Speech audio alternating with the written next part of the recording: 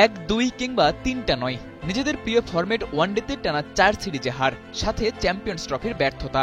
অবশেষে নিজেদের দুর্বলতা খুঁজে পেয়েছে বিসিবি, আর সেই ব্যাটিং দুর্দশা কাটাতে কোনো পারফরম্যান্স ছাড়াই আবারও ডাকা হয়েছে সৌম্য সরকারকে।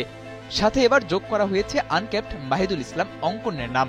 অভিজ্ঞ আর নবীনে কি বাড়বে টাইগারদের ব্যাটিং ডেপথ? সবশেষ 4 ওয়ানডে সিরিজে টাইগাররা 12 ম্যাচে মাত্র 3বার পার করতে পেরেছে 250 রানের কোটা। সবচেয়ে অ্যালার্মিং বিষয়, 8 ইনিংসে অল আউট হয়েছে মিরাজ শান্তর দল। আফগানিস্তানের বিপক্ষে সবশেষ সিরিজে 109 ও 93 রানে অল আউট হয়ে ছাড়িয়ে গেছে আগের সবকিছুকে। অনেকটা বাধ্য হয়েই তাই পেসার কমিয়ে ব্যাটার বাড়ানো হয়েছে দলে। সেখানে টিকে গেছেন জাকের আলী অনিক। দলে থাকা অন্যান্য ব্যাটারদের ব্যর্থতায় সৌম্য সরকারের ডাক পড়ে জাতীয় দলে। অন্যদের ব্যর্থতায় তাকে ফিরিয়ে আনার ঘটনা অবশ্য এবারই প্রথম নয়। তবে চ্যাম্পিয়ন্স ট্রফিতে ব্যর্থতার কারণে দল থেকে বাদ পড়ার পর এই ফরম্যাটে আর খেলতে দেখা যায়নি তাকে। অথচ তার আগের এক সিরিজের পারফরম্যান্সের দোহাই দিয়ে সৌম্যকে ফেরানো হয়েছে জাতীয় দলে।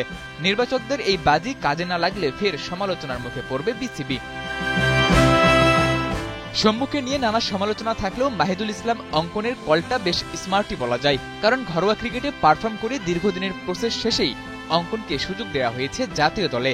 2024 সালে ঢাকা প্রিমিয়ার লিগে সর্বোচ্চ রান সংগ্রহ করা এই ব্যাটার সবশেষ ডিপিএলেও মোহামেডানের হয়েছিলেন সর্বোচ্চ স্কোরার।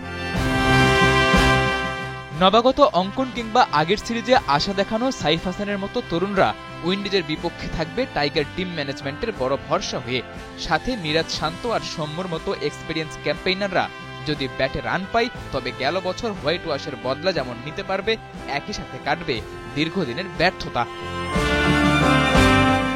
সাদাতুর রাফি, 71।